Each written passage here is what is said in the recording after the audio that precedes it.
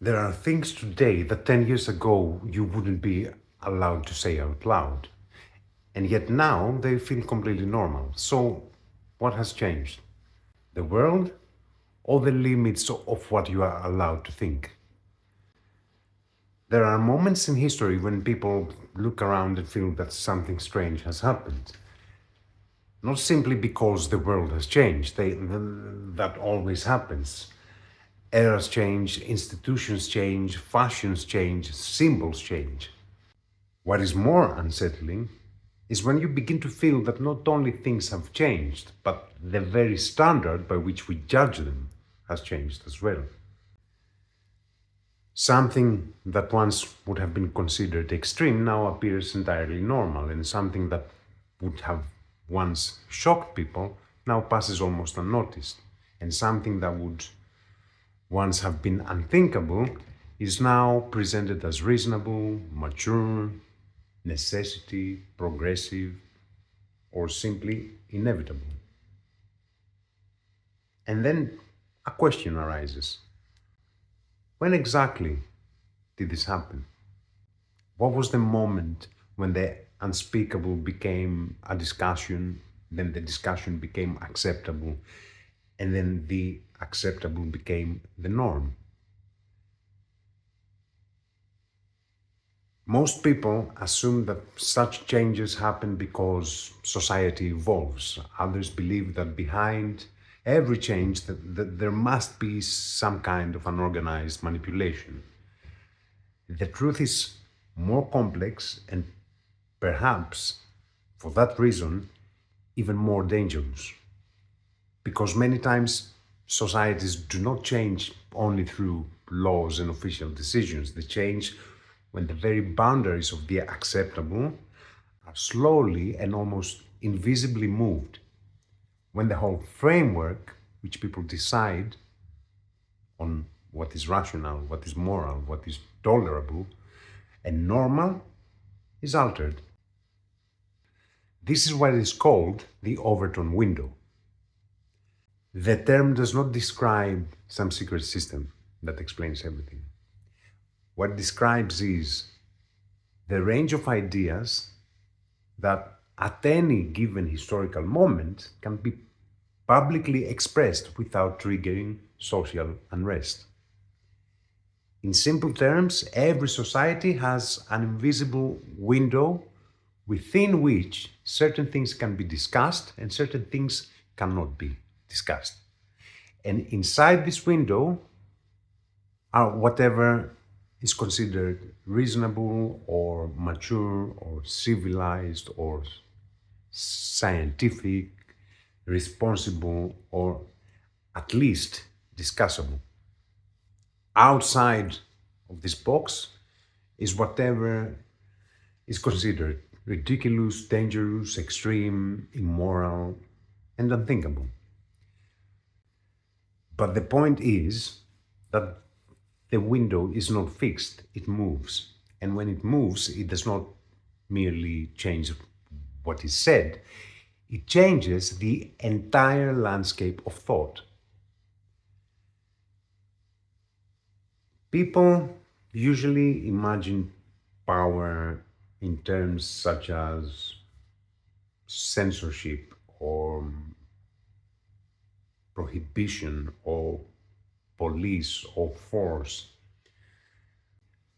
Most people do not realize that the most effective form of power is not to forbid you from speaking. It is to make large portions of society regard certain questions as unthinkable, even to ask. And deeper still, the most sleek form of power is not to violently impose an opinion. It is to shift the boundaries of perception so slowly that in the end, people come to regard as self evident what they once would have totally rejected. How deep does this go? It goes very deep, deeper than what most people would even be capable of perceiving. And here we arrive at the deepest philosophical question. Because when the normal changes, the experience of reality itself changes. No one needs to force you to accept something. It is enough for you to live long enough inside a new linguistic and moral and symbolic environment for the new to begin to feel self evident. Let's look at it more clearly. An idea rarely travels from the margins to the center in one leap. It moves through stages. At first, it is unthinkable. It is not even discussed at all. Anyone who mentions it is regarded as extreme or strange or even dangerous. Then it becomes something radical and it begins to circulate in small circles, in fringe groups, ideological spaces, artistic spaces, academic settings, or online subcultures. Most people still reject it, but now exists on the horizon. Then it becomes discussable. People do not yet say this is what must be done, they say something more strategic. Why shouldn't we discuss this? Why are we afraid of the dialogue? Are we trapped in taboos? Are we being closed minded? And here the first great shift occurs because once something becomes discussable, it has already moved from the unthinkable into the thinkable. No one needs to approve of it yet. It is enough that people become accustomed to this new idea as a possible topic of conversation. Then it becomes acceptable. People of status begin to defend it. Experts, journalists, academics, artists, institutional figures. The idea acquires a language, a terminology, arguments, statistics, explanations, and then it becomes reasonable.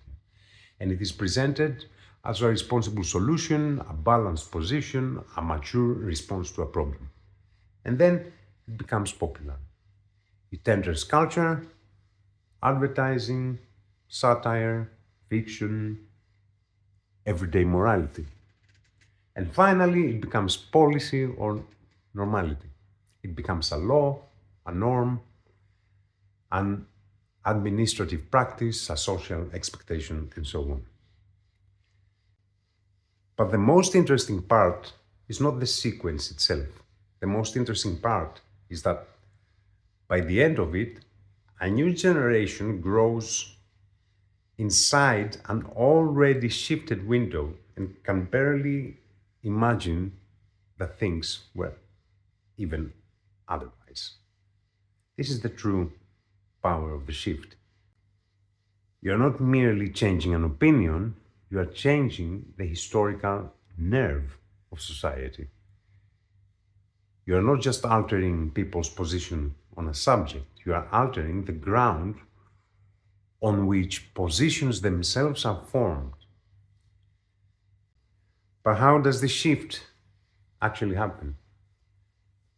First of all, through familiarity. The human being is a creature of habit. The first time you see something, you react. The second time you observe.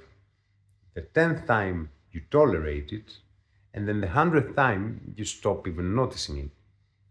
And this doesn't only happen with objects, it happens with ideas as well. Repetition does not only produce memory, it produces disconnection too. What once triggered an inner alarm gradually loses its intensity, and once an idea no longer shocks you, it has already completed half its journey toward acceptance. This is why image, art, fiction, and entertainment play such an enormous role. Many people assume that major transformations begin in parliaments. Often the opposite is true. They begin on screens. A society adjusts first aesthetically and emotionally before it's logically convinced. It has already become symbolically accustomed to the idea. The film, the television series, the song, the joke, the meme, the viral clip, these do not function merely as entertainment. They function as soft mechanisms of acclimatization to new fields of meaning. The viewer does not feel that he's being instructed, he does not raise his defenses, he does not enter a state of philosophical alertness. He's relaxed, he laughs, he identifies, he's moved. And through this open psychic state, new images of what is normal are planted, and they are planted much more deeply than any dry political speech could even accomplish. But there's another, even stronger mechanism: language. Words are not neutral, they are not simple labels attached to ready made things. Words organize experience, they define the limits of the thinkable, they create emotional and moral fields. If you name something with a loaded term, people will react one way. If you name it with a neutral term or positive term, they will react in another way. A measure may be presented as a restriction or as protection. Surveillance may be presented as security. Imposition may be named as care. Deprivation may be described as necessary adaptation. And a radically new phenomenon may just pass as a mere update. Language has the power not to change the essence of things, but to transform our relationship to them. That is why every deep social shift is accompanied by a shift in terminology. When words change, the conceptual rails on which thought moves also change. In ancient Greek philosophy, this sounds very, very familiar. Greek thought did not treat names as indifferent wrappings of things. The relationship between word and essence was a very serious philosophical issue. Even when thinkers disagreed over what names exist by nature or by convention, they never considered naming an innocent field. A world creates a horizon, and when you alter the horizon, you alter the way the human being stands in the world. And this brings us to the second major part of this video, the mechanism many people loosely and not always accurately call the Hegelian dialectic as a tool of social engineering. Now, Hegel's actual dialectic is not this formula. Hegel did not write a handbook for mass manipulation. His thought concerns the movement of consciousness and history through contradiction, not some cynical model for producing controlled conflicts. But in modern language, when people say Hegelian dialectic, they usually mean something else. The mechanism of problem, reaction, solution. What do we have here? The logic of the mechanism is simple and tremendously effective. Say you want to bring an outcome that, if presented directly, would be rejected. Let's call this outcome X. X cannot be accepted by society in its form. So what do? You do not present X directly. You create an environment in which X appears as a necessary or rational answer.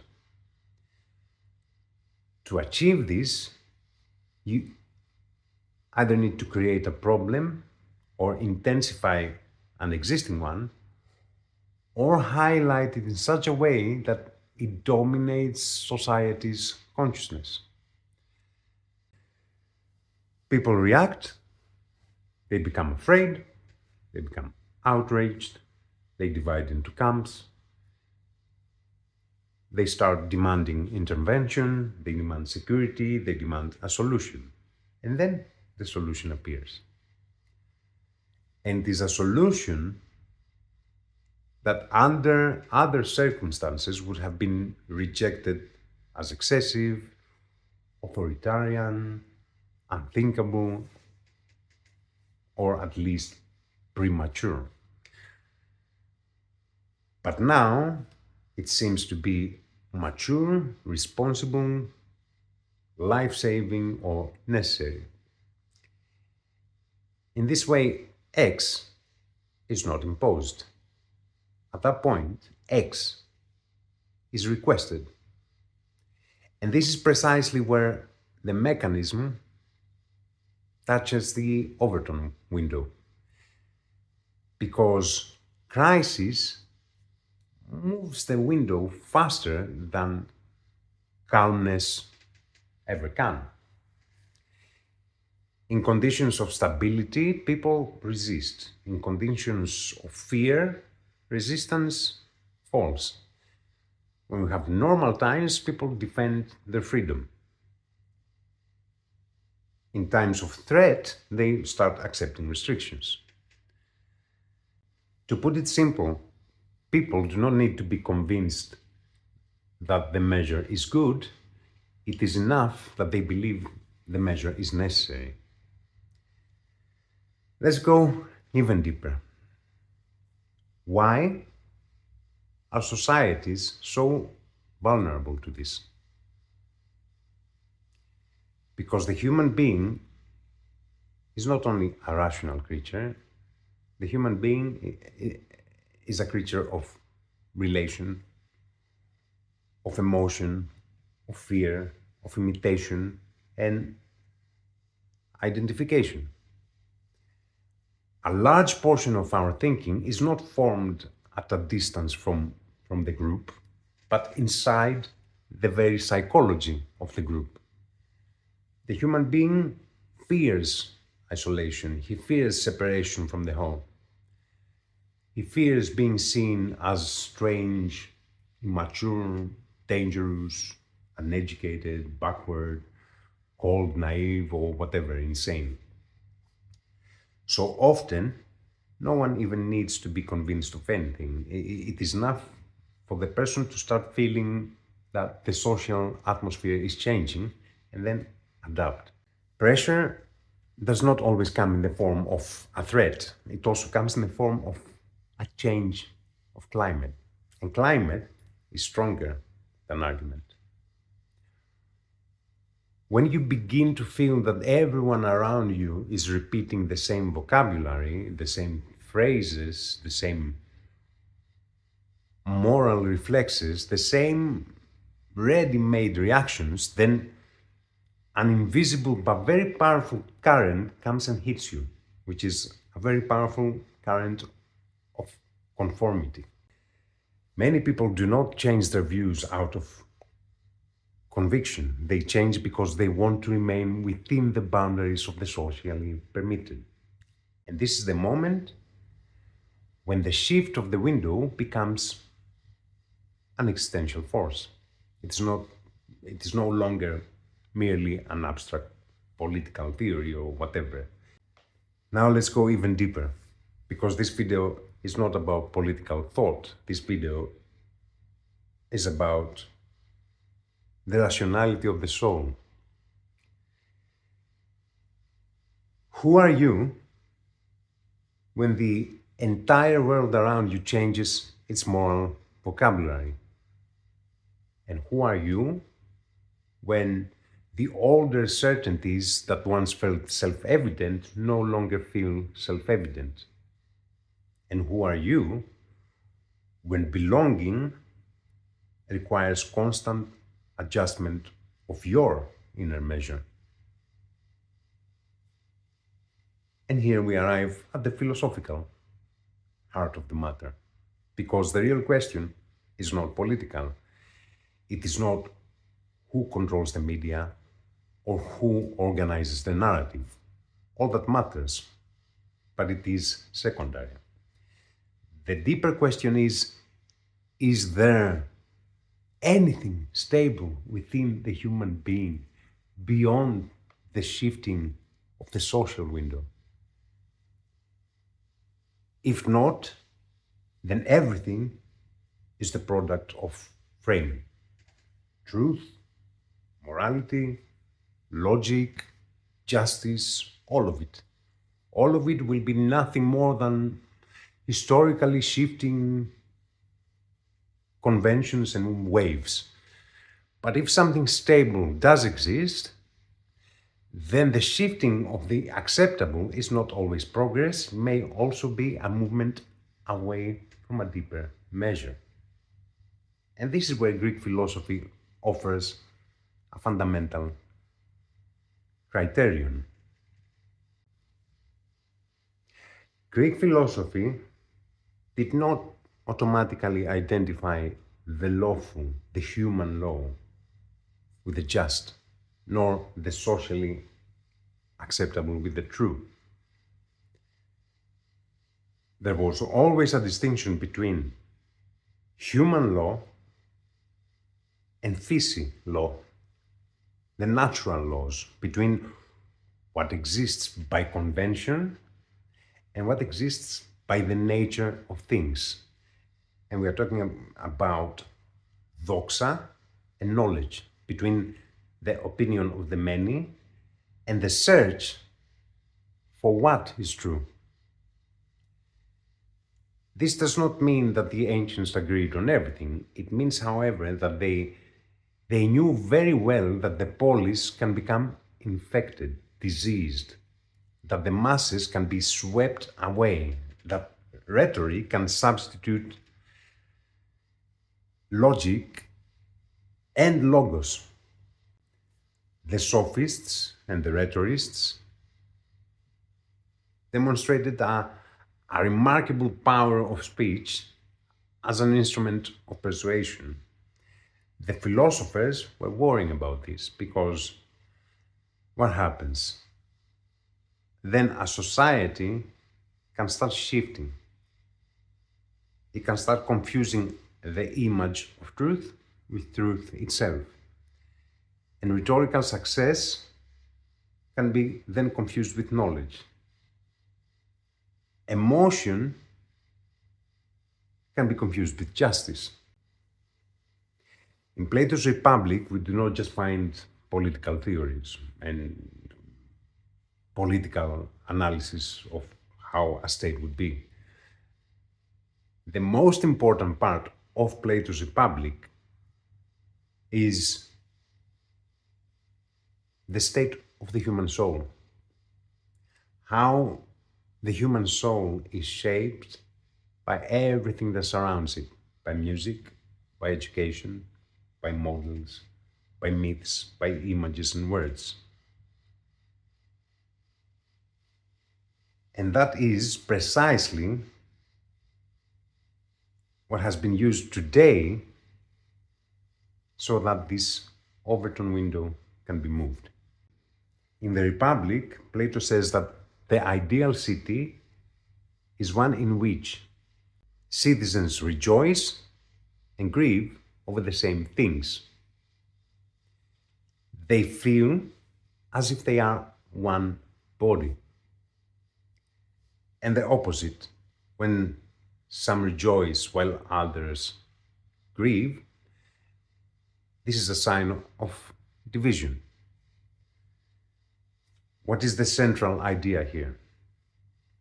That a city is truly one when everyone says, this is mine and this is not mine, about the same things. In other words, shared feeling is unity, and opposing emotions is the dissolution of the city. If someone rejoices while others grieve over the same event, then the city is no longer won by many. And division begins when the common measure of feelings and values collapses. War is not yet necessary. It is enough to have what? To have different conceptions of what justice is, different evaluations of events, opposite emotional reactions. And here we have division. And when you have division, we can have manipulation.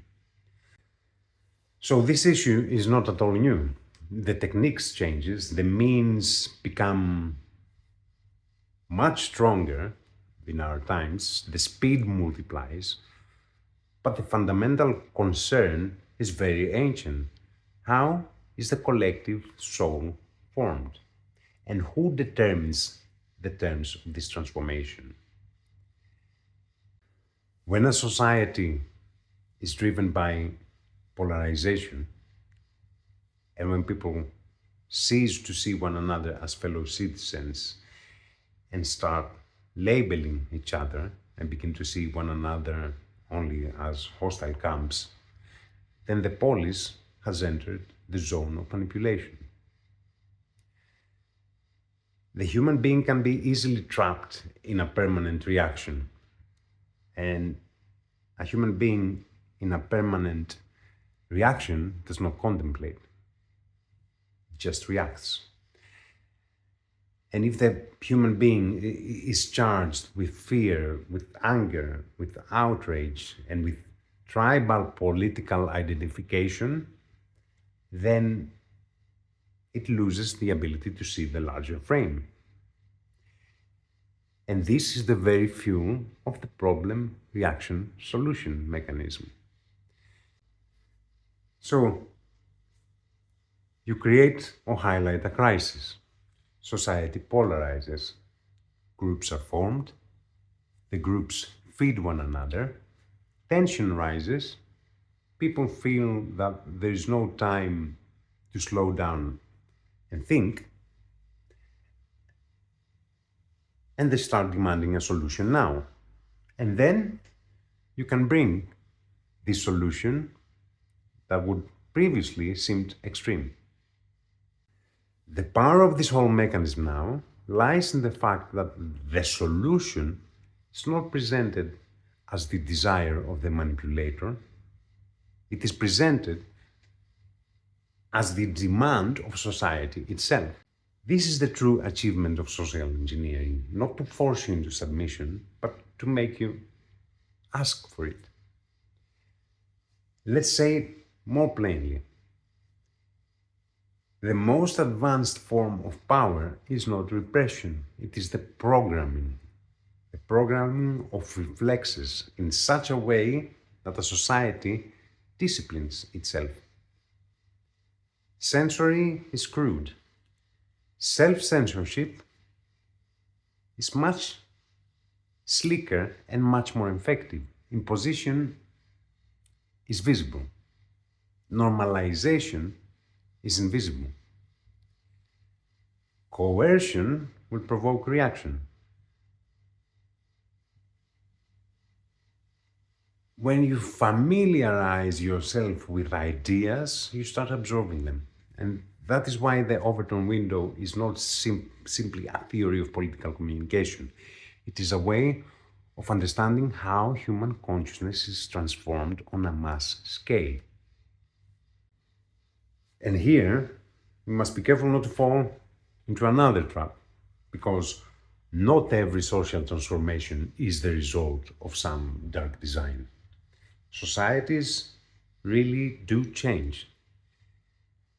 New knowledge appears, new experiences, new technologies, new ways of life, new sensitivities.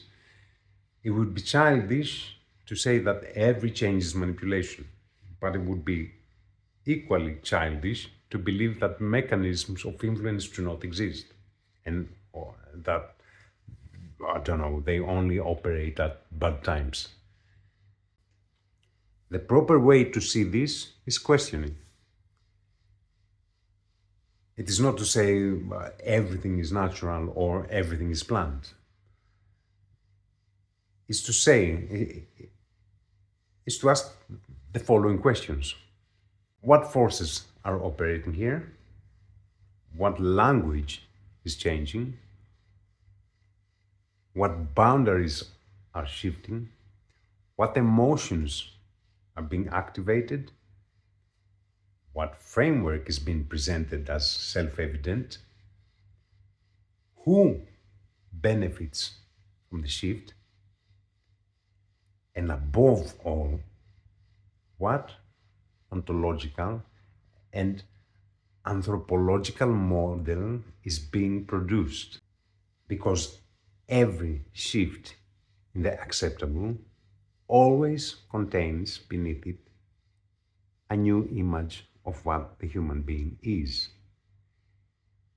It is not only the rules that change, the very perception of the human changes. What is freedom? What is progress? What is dignity? What is nature? What is normality? What is a right? What is responsibility? What is community? What is a body? What is a person? When the answers to these questions change, you're not simply living in a new political phase, you are living in a new ontological atmosphere. And then the question becomes deeply existential. How can the human being preserve an inner criterion in a world that is constantly transforming its external standards? The answer cannot be simply oppose everything. That is no freedom, that is reverse dependency. The person who mechanically resists everything new is no freer than the one who mechanically adopts everything new. Freedom requires discernment, and discernment requires an inner axis. Socrates was not just an annoying questioner, he was the model of a human being who refuses to allow common opinion to replace examination. The unexamined life is not worth living, he was saying. And this is not moralism, it is the very condition of spiritual freedom. Because when life remains unexamined, the window of the acceptable is placed there by others. But when the human being examines, he regains what? He regains an inward participation in the formation of what? Of his judgment. Plato would describe this maybe as the turning of the soul inwards, and the Stoics as the distinction between what? Between what depends on us and what does not, but also as a vigilance toward the impressions that are entering the soul. Aristotle would call it phronesis, which is the practical wisdom, the ability to find the right measure within changing circumstances. And this is maybe the most important message of this video, because the problem today is not that mechanisms of influence exist. Such mechanisms always have existed. The problem is that we live in an age where the speed of information, of repetition, of aesthetics, normalization, emotional polarization have reached an unprecedented level. In the past, an idea would take years to spread. Today, it's spread in a few hours. In the past, social pressure was much slower. Today, it is immediate and algorithmically amplified. In the past, polarization had geographical limits. Today, it is carried constantly. You carry it in your hand, on your screen. This means that the Overton window is no longer moved only by institutions, newspapers, or universities. It is also moved by algorithms, platforms, feedback loops, visual patterns, and so on. And this makes normalization even more insidious. When you no longer remember what you considered reasonable only a few years ago, and when you don't remember the path of the changes, of all the intermediate changes, then the present consumes you as the only reality. In fact, what you think is present. And that is the most dangerous part of all. Not the change itself, but the forgetting of change. Because when you forget that the whole window has moved, you cease to see it was moved at all. And then all this shifted framework simply appears as what? As reality. This is why memory is the greatest political and philosophical power. Historical memory, linguistic memory, cultural memory, the memory of concepts. When you remember what words like freedom, education, law, the common good, responsibility once meant, then you possess a measure of comparison. When you do not remember, you become easy material for reframing.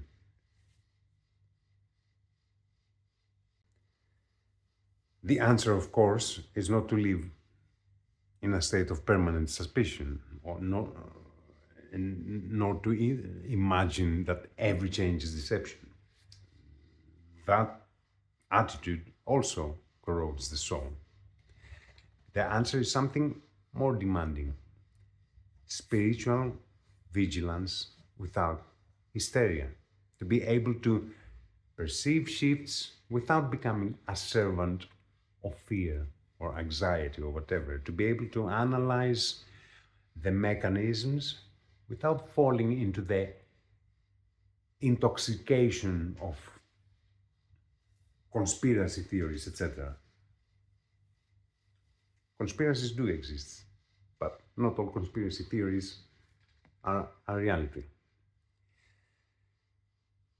To be able to say, okay, this is something that is generating polarization, and not to become identified with one side or the other. The greatest victory of the problem reaction solution mechanism is not merely that it brings about the solution it wants, is that it traps both poles inside the same theater. One side reacts exactly as predicted, the other one demands the solution exactly as predicted. Both move within a stage built elsewhere. That's why real freedom begins when the human being exits the level of reflex and begins to start seeing the stage itself. To not only ask who is right, but who set the very terms of the conflict. Not only what solution is being proposed, but what problem has been highlighted here, how it was highlighted, and why now. Not only which position is moral, but what moral vocabulary is being normalized here, and what image of the human being does it produce. So we return to the original question: how does the unthinkable become normal? It does not happen overnight. It happens when language changes, when new images are repeated, when familiarization is produced, when fear is activated, when society is polarized, when a solution appears after an engineered or exploited crisis, when people begin to identify the necessary with the unnecessary, when words lose their memory, when new generations grow up inside an already shifted frame, when forgetting disguises itself as progress, when habit overcomes judgment, and when the soul ceases to examine.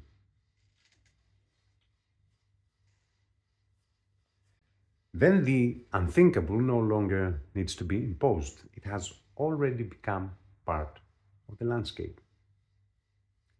And perhaps the most serious act of resistance in our time is not to shout louder than everyone else, it's to recover the inner measure, to learn again how to see language, to notice the shifts, to not confuse the repetition with what is true, not confuse the socially permitted with the ontologically right, and not to confuse mass consensus with wisdom.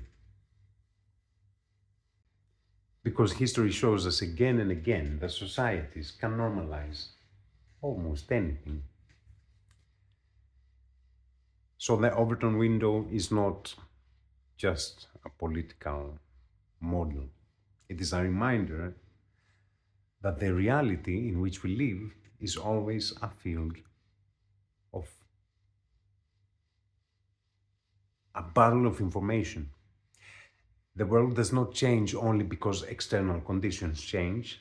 It also changes because the mental and moral instruments through which we perceive it are transformed. So, if there is one more final question worth keeping after this video, it is not merely who is moving the window. The even deeper question is there something within us that can remain standing when all the external windows are shifting? If not, then we are just products of framing. If so, then philosophy is not a luxury, it is the very defense of the soul. And maybe that is why, in an age where words, images, crises, and reactions are organized in ever more sophisticated ways, the most revolutionary act is not noise, it is clear insight.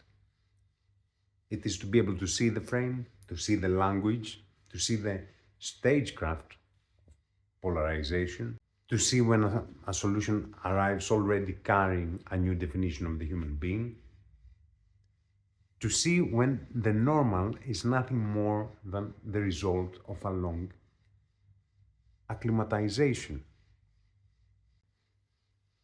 And then perhaps one can ask again the truly human question of not what am I permitted to think within the current window, but what is the measure by which I ought to judge the window itself? Because that is where freedom begins.